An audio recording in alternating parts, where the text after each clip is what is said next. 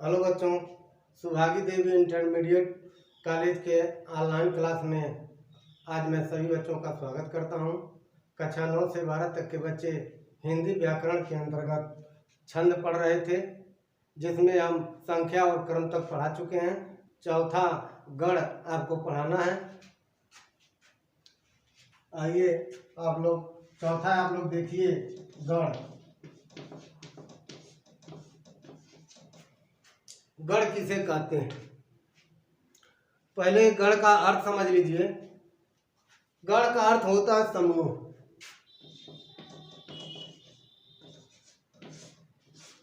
गण का अर्थ क्या होता है? समूह। यह समूह 3 वर्णों का होता है। गण का अर्थ समूह होता है। यह समूह 3 वर्ण का होता है। 3 वर्ण क्या है? तीन वर्ण, जैसे जगड़, ऐसे स्थिति में होगा मगड़। यानी 3 से अधिक, अर्थात यह वर्ण जो है यह जो है समूह 3 वर्ण का होगा, न 3 से अधिक न 3 से कम। अब परिभाषा इसका देख लें।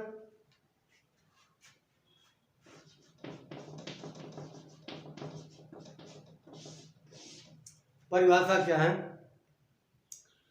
लघु और गुरु के नियमित क्रम से, लघु और गुरु के नियमित क्रम से 3 वर्णों के समूह को हम क्या कहते हैं? गण कहते हैं। फिर एक बार देखेंगे। लघु और गुरु के नियमित क्रम से, लघु और गुरु के नियमित क्रम को ही हम क्या कहते हैं? गण कहते हैं। गणों की संख्या आप लोग देखेंगे तो गणों की संख्या 8 होती है। गणों की संख्या कितनी है? 8 है, जो आप लोगों को हम यहाँ बताने जा रहे हैं।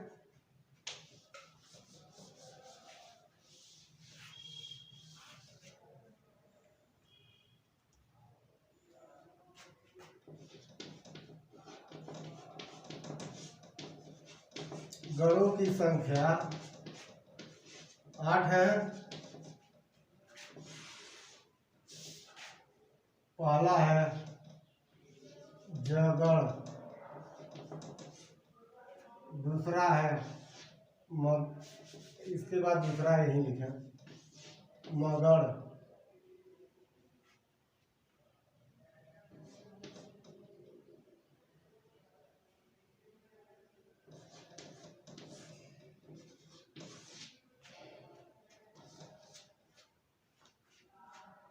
जगड़, मगड़, तगड़ और रगड़। जगड़, मगड़, तगड़, यहाँ रगड़ है।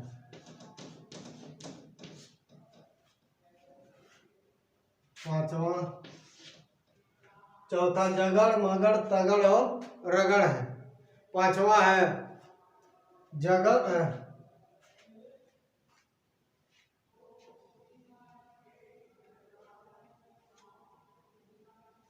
ये गलत हो गया, यगड़ है। यगड़, मगड़, तगड़, रगड़, जगड़।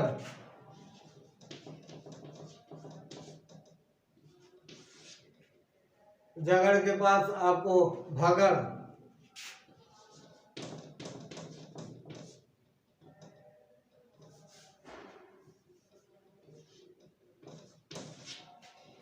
भगड़ के बाद आपको नगड़,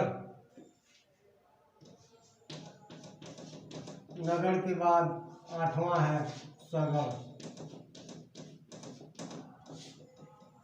ये 8 प्रकार के होते हैं। यगड़, मगड़, तगड़, रगड़, जगड़, भगड़, नगड़, सगड़। इनको आप लोगों को याद करना पड़ेगा। इसके लिए याद करने का एक सूत्र भी है। ये सूत्र क्या है? यमातराज, यमाताराज, यमाताराज,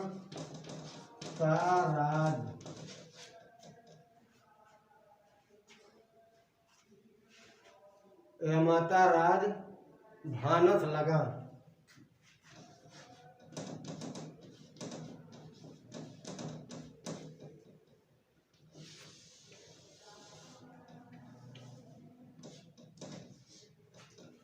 इसका सूत्र है यमाता राज भानस लगा।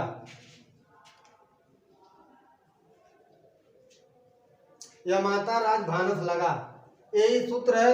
इस सूत्र को आप लोग याद कर लीजिएगा। इसी के सूत्र के अनुसार ये जगड़ मगड़ तगड़ जो गणों की संख्या है निकाला जाता है। अब इसमें देखिए, अब गणों की संख्या में देखिए, पहले ये क्या है, लघु है, गुरु है, गुरु है, गुरु है, लघु है, गुरु है, लघु है, लघु है, लघु है, गुरु। यही है, यानी यमाता राज भानस लगा। आप लोग ऐसे ही याद करेंगे, यमाता राज भानस लगा, यानी यगड़ मगड़ तगड़ रगड़ जगड़ भगड़ नगड़ सगड़।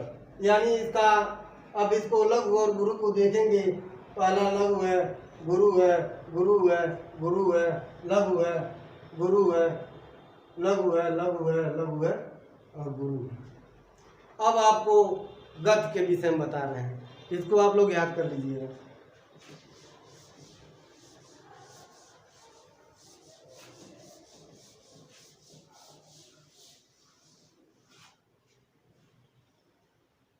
गति,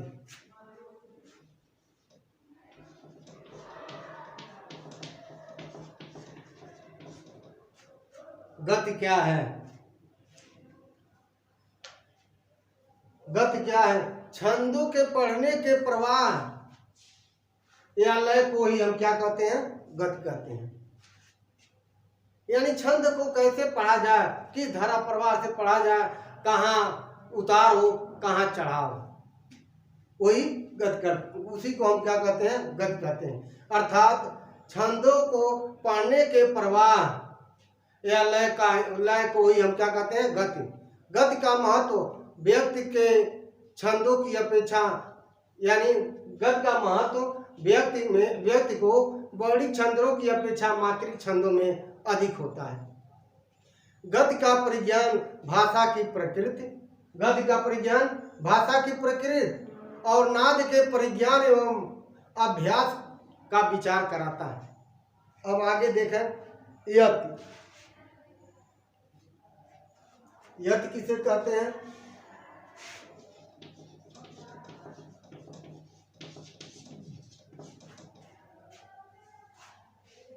यति को ही हम विराम कहते हैं।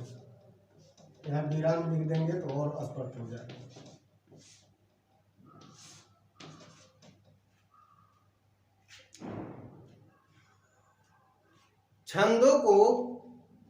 छंदों में नियमित वर्ण या मात्रा पर अगर हम सांस को लेते हैं या सांस छोड़ते हैं या सांस को रोकते हैं, फिर एक बार देखें,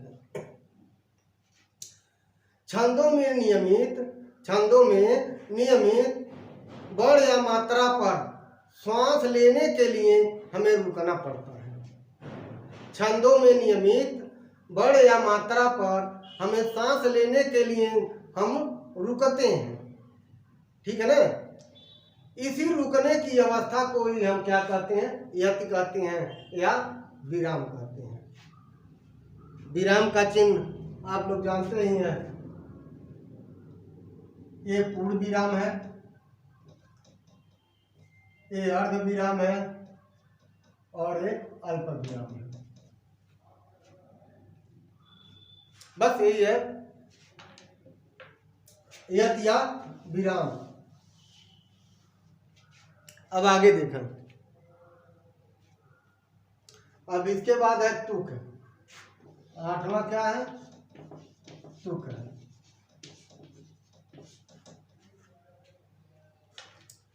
छंद के चरण के अंत में अक्षर मैत्रीय, छंद के चरण के अंत में अक्षर मैत्रीय चाहे समान स्वर या व्यंजन की स्थापना हो को तुक कहते हैं।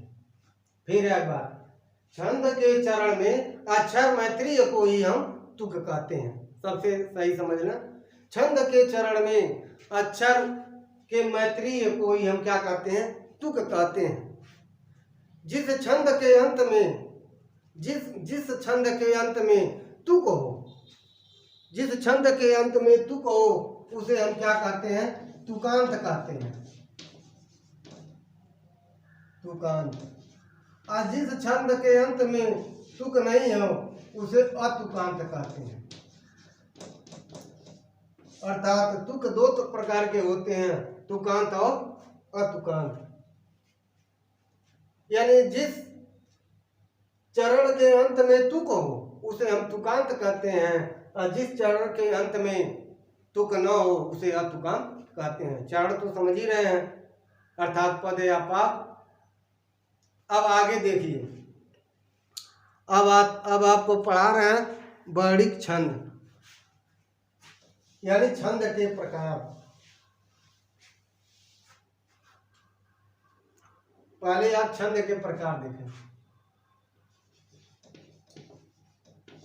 छंद के प्रकार, क्योंकि आप अंग पढ़ चुके हैं, अब प्रकार पढ़ा जाएगा। छंद मुख्यतः 3 प्रकार के हैं।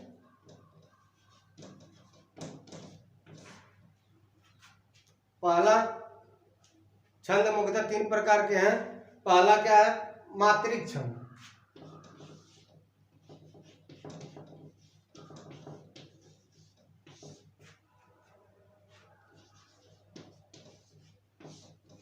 दूसरा क्या है? वर्णिक छंद।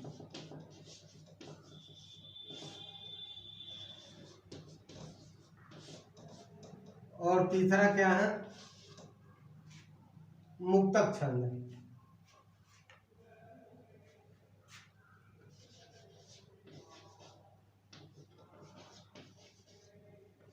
जिसे मुक्त छंद भी कह सकते हैं, चाहे मुक्तक छंद कह सकते हैं, कोई दिक्कत नहीं। मात्रिक छंद, वर्णिक छंद और मुक्तक छंद। पहले थोड़ा कर वैसे ही बता दें, अलग अलग भी बताएंगे। मात्रिक छंद क्या है? जिसमें मात्राओं की गणना हो, मात्राओं को, हाँ, मात्राओं, जिसमें मात्राओं की गणना हो, उसके लघु और दीर्घ, लघु और गुरु, जिसमें लघु और गुरु की गणना की जाए, मात्रिक छंद होते हैं। वर्णिक छंद क्या है? वर्णिक छंद में जिसमें वर्णों की क्रम और संख्या की गणना हो, बड़ी संख्या कहलाता है वर्णिक छंद। मुक्तक छंद क्या है?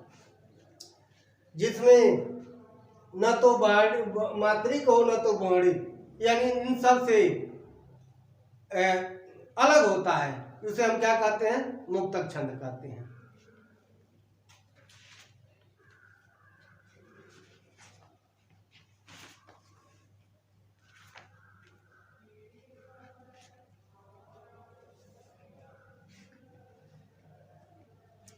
अब मुक्तक छंद, मात्रिक छंद, मात्रिक छंद के विषय में बता दें।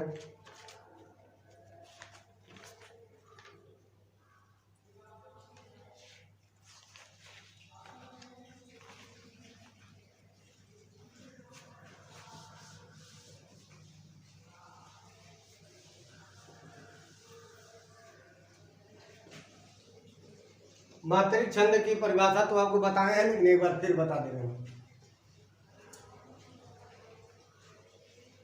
मात्रिक छंद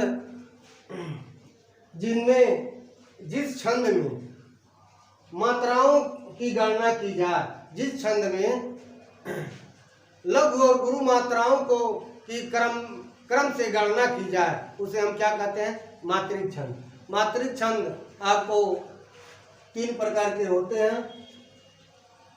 मात्रिक छंद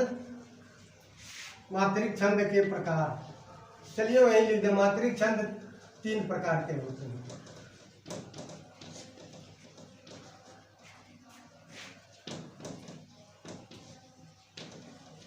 मात्रिक छंद 3 प्रकार के होते हैं। पहला क्या है? सममात्रिक,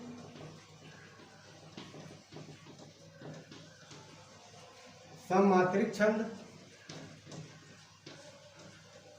दूसरा क्या है? अर्ध सममात्रिक छंद।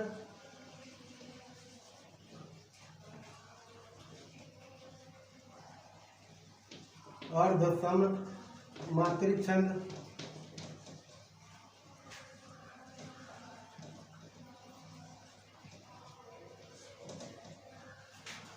और तीसरा क्या है, विषम मात्रिक छंद।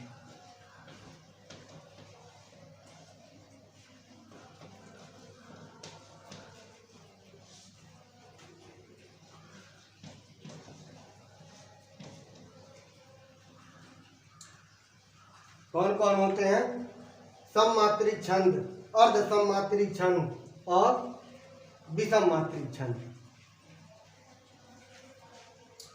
मात्रिक छंद के प्रकार 3 होते हैं, सममात्रिक छंद, अर्ध सममात्रिक छंद और विषम मात्रिक छंद। बच्चों, इस वीडियो में इतना ही तक है। अब इसके बाद हम अगला वीडियो में इन सब की व्याख्या करते हुए और क्या क्या होते हैं बताएंगे। तब तक के लिए धन्यवाद।